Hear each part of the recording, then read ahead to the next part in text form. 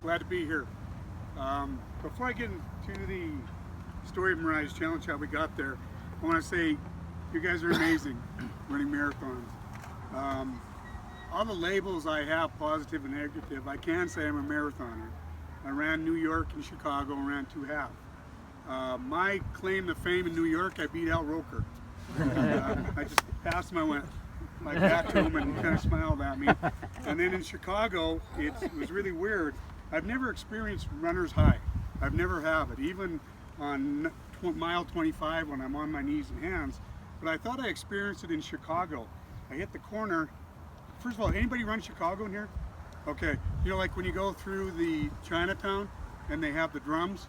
Well, when I ran it, they had a Elvis Presley impersonator.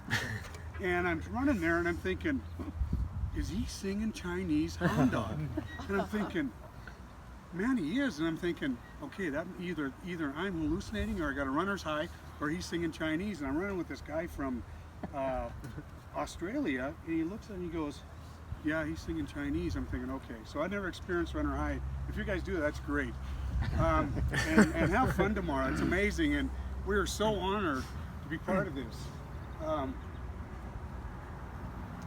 I'm from Butte, Montana. I'm 11 out of 11, and I'm here with my beautiful wife, Janice.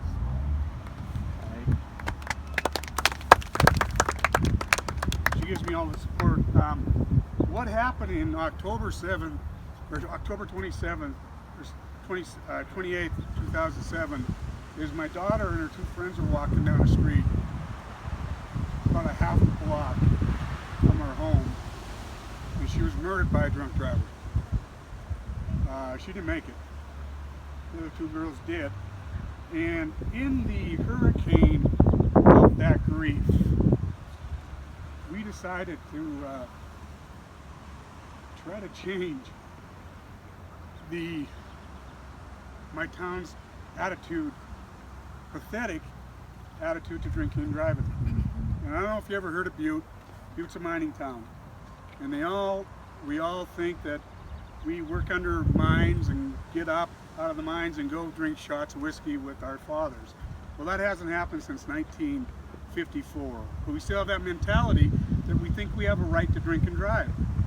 And we also have a situation, I think, in every town you go to, every country you have, is think we have a rite of passage for youth to drink. And it seems like my town, it was a badge of courage. And I've done it. And I did it, and I'd say don't blame the past, make a better future. So, what we decided to do, in the eulogy, we decided to make a point.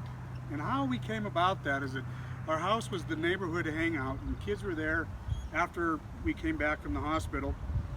They had signs, and I could see it in their face because they had their innocence shattered. I mean, they woke up to one of their best friends dead because of drinking, and because we weren't tough enough to look at that reflection in the mirror and say, we gotta get better. And we didn't throw the iPads and the iPhones away and create the most powerful place in the world as the dinner table. So, looking at those kids' eyes, I'm thinking, man, I don't have nothing to say. I don't know what I can do. So, hugging them and telling them that, you know, tomorrow's going to be a better day. Just believe it. So, after a lot of restful nights and a lot of stumbling, fumbling, we decided to make a point. And in my daughter's eulogy, we decided to say, hey, you who are hurting, Mariah's friends and my older daughter's Jenna's friends, who was a sophomore when she was, or junior when she was a freshman, we just said, hey, stick with us.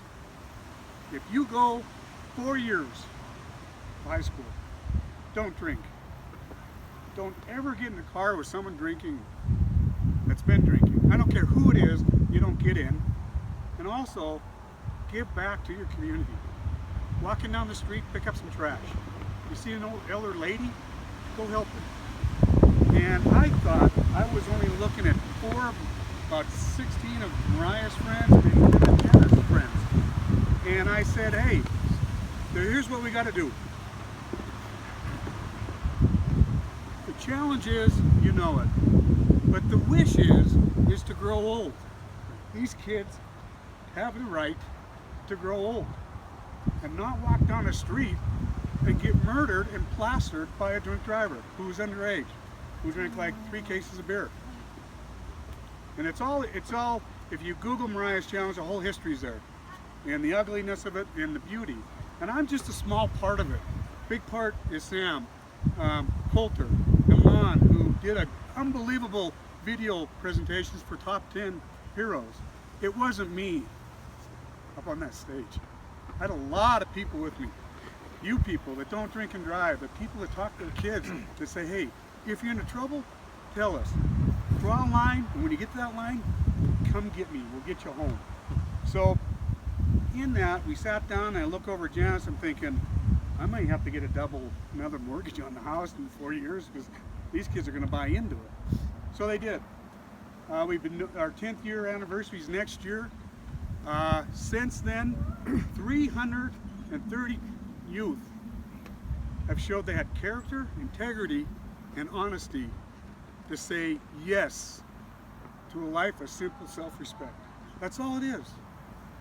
And they don't have to have good grades, they don't have to be scholastically inclined. All they have to do is have integrity and character. Well, last year we've given out $330,000 to kids, to Butte. And we branched off to a couple towns. We had one in Twin Bridges, one in Basin, one in Whitehall. So if I can ask you one thing, get on the laptop or check out Mariah's challenge and pass it on.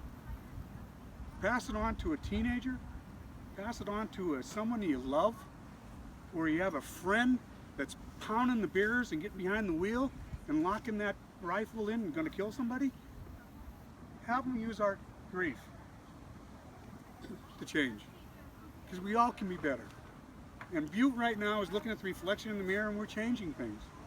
It's not because of me. People don't want to live my life, and I think it's working. So in all the grief, I know one thing: gratitude always kicks grief's ass. It always does. And this is a form of gratitude. Thank you. These kids are a form of gratitude. And you guys that came over from across the states, across the world, the ocean, that's gratitude. And I really, really appreciate it. Because when I go home, when I talk to kids about it, I'm going to talk about you. How you carry on, how strong they are. And how you're going to carry on Mariah's. Because now you are Mariah's messengers. And just grow old. And in closing, I want to give a coin to Sam here. This is the coin that we give out to the recipients. And it has a picture of my angel. And on the back, it has empowerment, honor, respect, and integrity. And it has the Mariah's Challenge logo. And I have wristbands if you guys want. But I want to give this to you. We have given these out to dignitaries like President Obama and all the governors and all the senators, but this by far is something that I'll never forget.